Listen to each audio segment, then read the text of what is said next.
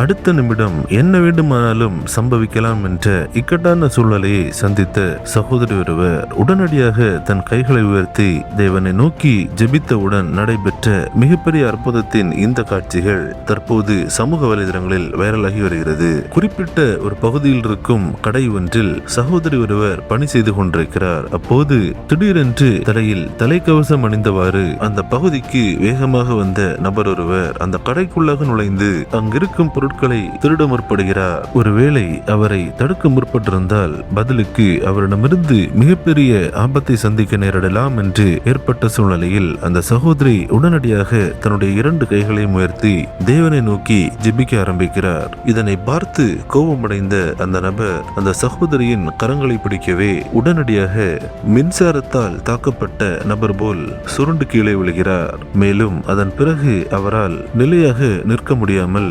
சரிகிறார். இந்த காட்சிகள் தற்போது சமூக வலைதளங்களில் வைரலாகி இப்பேற்பட்ட ஆபத்துகள் நம்மை நோக்கி வந்தாலும் தேவன் அது நின்று நம்மை பத்திரமாக பாதுகாப்பார் என்பதை உலகிற்கு எடுத்துரைக்கிறது.